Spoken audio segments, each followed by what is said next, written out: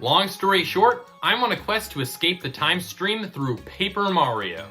The last time I took a look at a Paper Mario game, the universe handed me a new Paper Mario game to look at. So call me crazy here, but I think I have to review every single Paper Mario game to get out of here.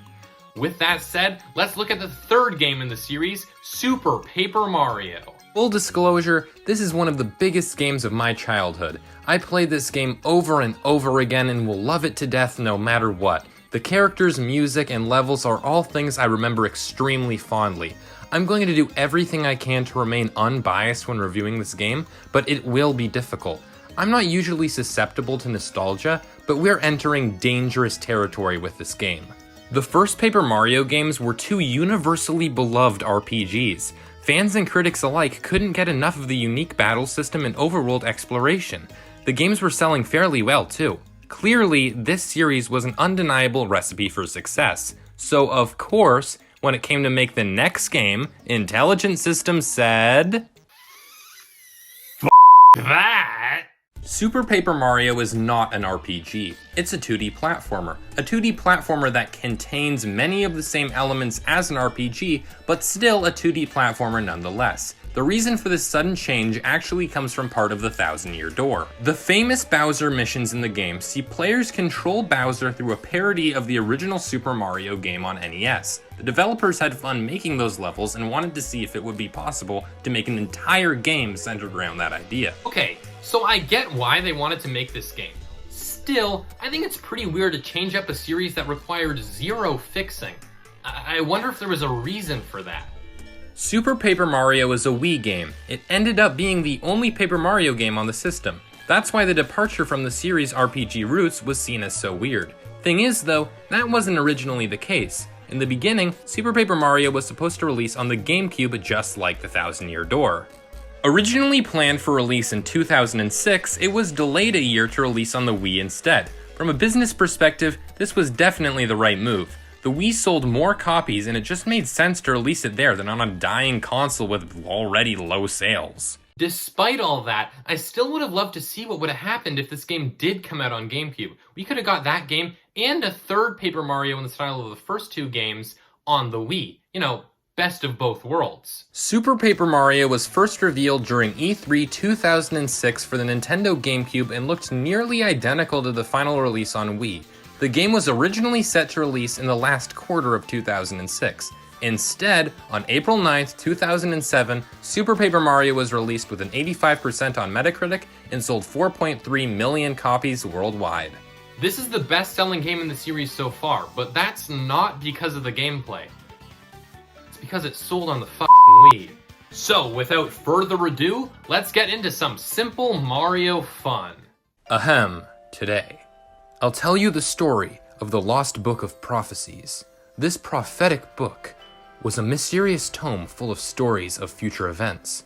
Of course, many people craved this book, wishing to glimpse their future, but no person, after obtaining this amazing book, ever found happiness.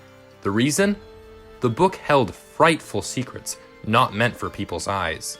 That book came to be called the Dark Prognosticus and was sealed away. This is the tale of that forgotten book's last owner. It is a tale of love. Where the f*** is Mario? Okay, so Peach, Bowser, and all of his minions mysteriously awaken at a wedding hosted by the evil Count Bleck. He needs to get the two to get married so he can summon the evil Chaos Heart and destroy all universes. Suddenly, Luigi springs into action and absolutely demolishes the concept of biracial marriages. Things go wrong, and through the power of hypnosis, Count Bleck succeeds. You with me so far? Enter the Mario Bros. I'd rather not. Here it's revealed that Luigi and Bowser were kidnapped after the Mario Brothers went to Bowser's castle to save Peach. After Bleck makes his exit, Mario is woken up by Tippy, a magical butterfly being known as a pixel. Tippy teleports Mario to Flipside, a universe located in between dimensions. There, Mario meets Merlin, who explains that Mario is one of the 4 chosen heroes destined to collect the 7 pure hearts and stop Count Bleck from destroying all worlds. Learning this, Mario sets off to collect the 7 pure hearts and save the multiverse. He's come a long way since fixing pipes. This story is bonkers. Nothing about it sounds like your typical Mario affair. Honestly though, I really like it. It's so unique and engaging. Getting to see Mario in the most unlike Mario situations is something I just can't get enough of. Entering World 1-1, and let's mark the similarities and differences between this game and the Thousand Year Door. Similarity number 1. You can collect items that can be used for healing or in battle. There are even still shops you can buy them in. Difference number 1, it's a 2D platformer. Exploration and puzzle solving is still here, but it's under a completely different lens. Number 2, you can still level up. Killing enough enemies will either increase your attack power or your health bar. Difference number 2, partner characters are completely different. Rather than have new partners join your party throughout the adventure like in the previous games, Super Paper Mario gives you pixels. Characters with no distinct personality that more so act as new abilities for Mario and crew to use. That said, Mario isn't the only playable character in this adventure. As previously mentioned, Mario is only one of the chosen heroes prophesized to defeat Count Bleck. Later on, you can also play as Peach, Bowser, and Luigi. Each character comes with their own abilities. Peach can hover, Bowser is a tank who breathes fire, Luigi has a high jump, and Mario has the power to alter reality. That's actually the main selling point of the game. It's on the back of the box and everything. Yes, Mario is granted the ability to switch from viewing the universe in a 2D perspective to a 3D one. Each character's ability is used for puzzle solving, but this is by far the most prevalent. I've heard the criticism that splitting up the powers like this makes players just switch to who they need whenever an obstacle presents itself, only to go back to their preferred character afterward, but honestly, I don't mind. You can switch between characters really quickly, so it doesn't exactly pose much of a problem when playing. Something that does pose a problem is the level design. Okay, in many instances, I'd say it's fantastic. World 3 is definitely a highlight for me, but many levels are bogged down by poor mechanics or purposefully annoying segments. Like, in one level, you have to go forward until reaching a point where you need a password. The solution to this is to use Google. Or go all the way back to the start of the level and literally beg one of the characters to give you the code. Speaking of all the characters, they're also really hit or miss. The important ones are fantastic, but most of the random townspeople have really generic designs and are easily forgotten. The best characters are easily the villains. You've got O-Chunks, this beefy bronze over brains guy who keeps getting your name wrong. There's Mimi, a childish shapeshifter lady with a massive ego problem. Dementio, the right-hand man to Count Bleck who's very well versed in magic. And then there's Count Bleck, a tortured soul named Blumiere who was corrupted by the evil Dark Prognosticus book after failing to be with the love of his life. Now he wants to destroy all worlds as he sees no point to any of them if the love of his life is not in them. And then there's Francis, this neckbeard weeb lizard who collects Mario memorabilia and kidnaps Tippy to satisfy his massive butterfly fetish. I'm not making that up either.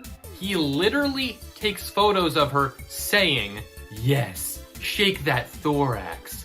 The digibutter.nerve forum guys will be so jealous when I post these shots online." This is real! Okay, but I'm leaving the best part for last. You have to traverse his giant castle run by his robot cat mates. No, really. And then when you get to his front door, he only allows Princess Peach in, declaring her a totally hot babe. He then forces you into a dating simulator where he tries to trick Peach into marrying him. I love this game so much. There's also Mr. L, a mysterious figure that shows up from time to time in a robot mech as one of Count Bleck's lackeys. I don't know why, but he looks strangely familiar. The music is another thing to write home about. I don't know where it ranks among the other games we've looked at so far, but it's really good with a lot of catchy and weirdly depressing tunes. It's the only Mario soundtrack I can think of that uses spring sound effects regularly. Believe it or not, this is not the weirdest game in the Mario series.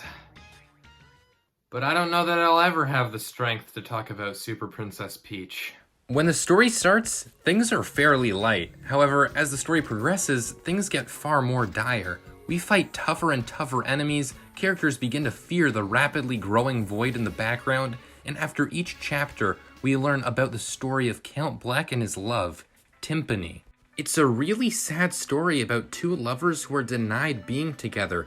We see Count Bleck's transformation into a villain, and it's kind of heartbreaking. Honestly, this makes Count Bleck one of the most fleshed out Nintendo villains of all time. There are plenty of other dark and downright depressing moments in this game that I won't give away. The ending, however... After collecting all 7 pure hearts, Mario, Tippy, and the others are able to make their way to Castle Bleck. Seemingly located in the middle of the void from the beginning of the game, you must make your way to Count Bleck's room by facing off against all the enemies you've met with so far. One by one, you take down O-Chunks, Mimi, and Dimentio before squaring off against Count Bleck. Thing is, as you fight Bleck's lackeys, your team grows smaller too. First goes Bowser, then Peach, and finally Luigi stays back to allow Mario to fight Bleck alone. Upon arriving before Bleck, it's revealed that the girl Count Bleck has been looking for was Tippy all along. What is with this game and butterfly fetishes? Bleck says it's too late to turn back now and starts the fight. It's admittedly pretty easy, kind of an anticlimactic way to end the game, but oh well. Hey look, Mario's friends are okay and everything. Wait a sec. Dimentio was the villain all along? Okay, so it's pretty dang obvious. They don't try to hide this at all, but I'm kind of impressed that one of these games even tried a plot twist. Dimentio takes the Chaos Heart himself and... Luigi? He was that Mr. L guy from before? Now that is a good twist. He combines their powers together and transforms into Super Dimentio. Okay, so this is the real final battle. No more kitty stuff and oh wow. Wow, that was easy. As much as I do love this game, I always wonder what would have happened if it did just release as a normal RPG like the first 2 games. The level design would have been a completely different conversation and the bosses wouldn't have been so dang short.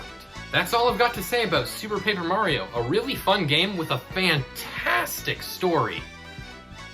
I really hope the next game has a good story. Until next time.